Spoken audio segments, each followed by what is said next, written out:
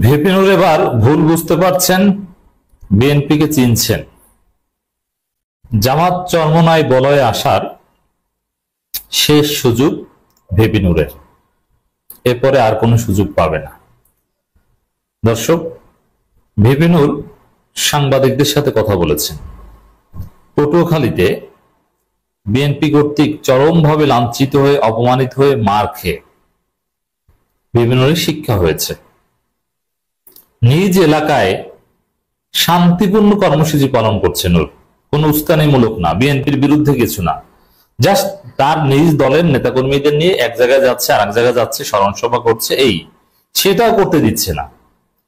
মানে হাসিনার চাইতেও বড় ফেসিবাদী আচরণ করছে পটুয়াখালী হাসান আল মামুন গ্রুপ বিএনপির। নূর কিন্তু এখানে কোনো কারো বিরুদ্ধে কিছু করছেন না, জাস্ট নিজের প্রোগ্রাম করছেন, এইটা করতে দিচ্ছেন। আপনি চিন্তা করছেন কতটা ফেসিস্ট হাসান আল মামুন অনুসারীরা।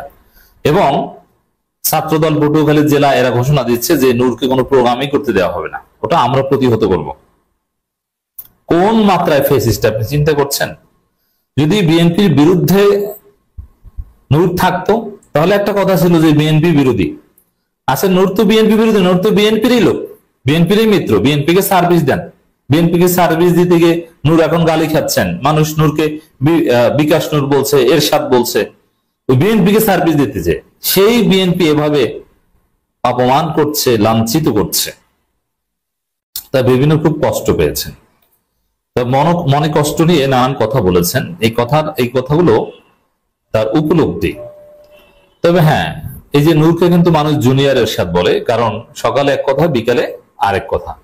এজন্য বিভিন্নের সামনে এটা একটা শেষ সুযোগ যে ভুল বুঝতে পেরে বিএনপিকে চিনে, যেহেতু চিনতে পেরেছে বিএনপি কোন প্রোডাক্টের মাল, কোন কোম্পানির মাল, এদেরকে লাথি দিয়ে চলে এসে সেরে এসে জামাত চরমনাই এই বলয়ে যদি রাজনীতি করতে পারেন, ভিপি নূরের রাজনীতি থাকবে এবং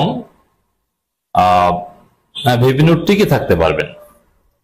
আওয়ামী লীগের বিরুদ্ধে নির্যাতিত হয়ে টিকে ছিলেন, কিন্তু আওয়ামী লীগের চাইতেও বিএনপি খারাপ।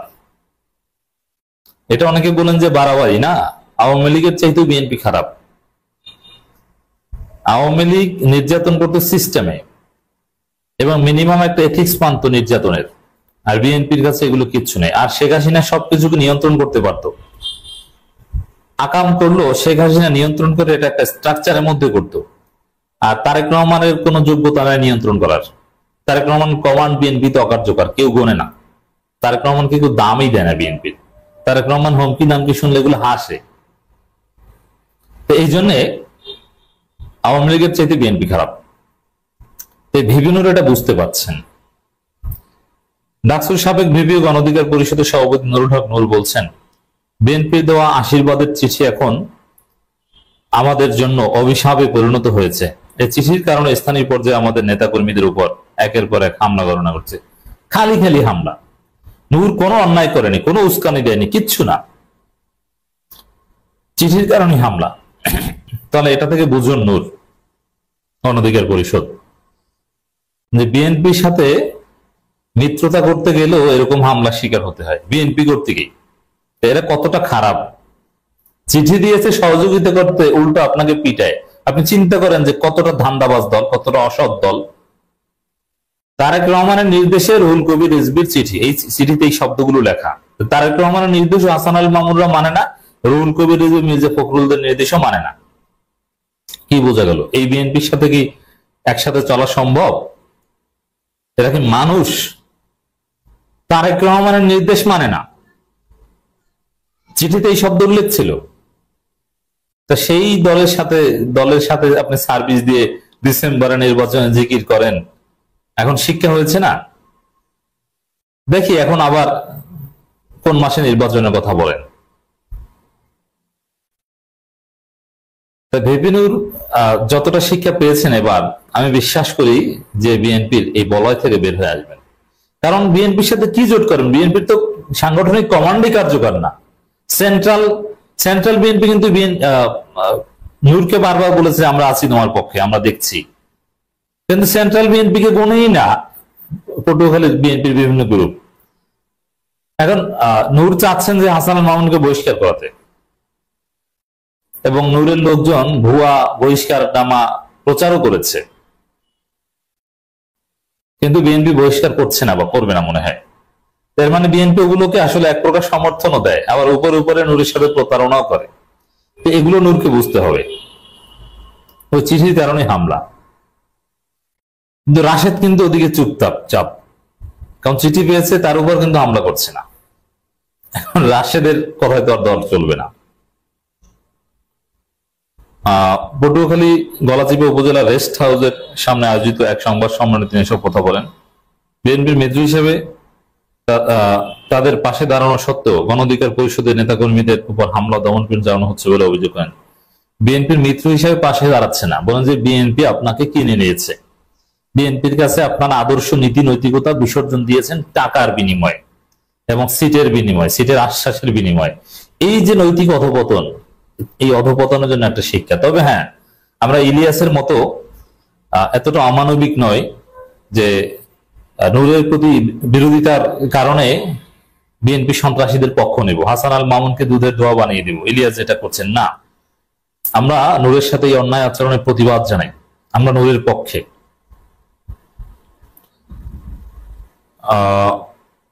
সংবাদ সম্মেলনে নুরুল হক নূর বলেন, গত বৃহস্পতিবার গলাচিপা 10 মে বিভিন্ন এলাকায় আমাদের অফিসে হামলা, ভাঙচুর ও মোটরসাইকেলে আগুন দেওয়া এবং নেতাকর্মীদের উপর হামলা চালানো হয়েছে। এর অর্থ হচ্ছে নূরকে বিএনপি কোশ্চিন কালেও মানবে না, কোন সহযোগিতাই করবে না, তারেক রহমান নির্দেশ দিলেও করবে না, এবং তারেক রহমান নির্দেশ দিয়ে শোনাতেও পারবেন না, এবং তারেক রহমান পাল্টা বহিষ্কারও করতে যাবেন না। এটা ক্লিয়ার হলো। অতএব এই বিএনপি কে লাথি দিয়ে চলে আসেন, এছাড়া কোনো উপায় নাই আপনার সামনে। কালা রাজা, চর কাজল, চর বিশ্বাস ও পাতাবুনিয়া সহ বিভিন্ন এলাকায় আমাদের নেতাকর্মীরা মারধরের শিকার হয়েছে। ইতিমধ্যে 120 জন আহত হয়েছে, 17টি অফিস ভাঙচুর হয়েছে। আচ্ছা, এই নূরের লোক 120 জন হাসিনার আমলে আহত হয়েছে একসাথে? এই পটুয়াখালীতে এরকম কোনো ঘটনা হয়? নূর আহত হয়েছে অনেকবার, ঢাকায় আহত হয়েছেন। এই জুলাই আন্দোলনে ছাত্র অধিকার পরিষদের ছেলেদের অসামান্য অবদান ছিল, সব ঠিক, অসামান্য অবদান ছিল। আর এই যে হাসনাত, সার্জিস বা এই যে গ্রুপটা নাহিদ, আসিফ, ওরা তো সবাই নূরের লোক ছিল। এবার নূরের লোক থেকে ওরা বের হয়ে যাওয়ার পরেও নূরের ছেলেরা অসামান্য অবদান রেখেছে, তারা আহত হয়েছে। কিন্তু পটুয়াখালীতে এত লোক আহত হয়নি, যেটা বিএনপি এবার করলো। অথবা বিএনপি যে আওয়ামী লীগের চাইতে খারাপ, বুঝতে পারছেন। 17টি অফিস ভাঙচুর করা হয়েছে, মানে পরিকল্পিতভাবে সব জায়গায় ভাঙচুর, তোমাদের কোথাও দাঁড়াতে দেওয়া হবে না। তিনি বলেন, আমি 5 আগস্টের পর যখন প্রথম পটুয়াখালীতে প্রবেশ করি, তখন একটা ইউনিয়নে আমাদের নেতাকর্মীদের উপর হামলা চালিয়ে পরিস্থিতির সূচনা করে। সেই থেকে এখন পর্যন্ত হাসান আল মামুন এই সংঘর্ষিক পরিস্থিতি তৈরি করে রেখেছে। হাসান মামুনের অধ্যুতপূর্ণ আচরণের 2-1 দিনের নয়, বিএনপির অভ্যন্তরীণ একটি চিঠির মাধ্যমে এই সংঘর্ষের পরিবেশ সৃষ্টি হয়েছে। আর এ কারণে বলছি, বিএনপি দেওয়া আশীর্বাদ চিঠি এখন অভিশাপে পরিণত হয়েছে। বিএনপির পক্ষ নেওয়াটাই আপনার জন্য অভিশাপ। নূর, আপনি এই আদর্শ বিসর্জন দিয়ে যে বিএনপির পক্ষ নিয়েছেন, এই জায়গাটা থেকে তওবা করে ফিরে আসুন, এছাড়া আপনার সামনে কোনো উপায় নেই। নইলে এরশাদের মতো ঘৃণা করবে মানুষ আপনাকে। যদি এরশাদ অনেক বড় মাপের লোক, অত বড় আপনি হতে পারেননি। এরশাদ সাবেক প্রেসিডেন্ট, আর আপনি সাবেক মেম্বারও না।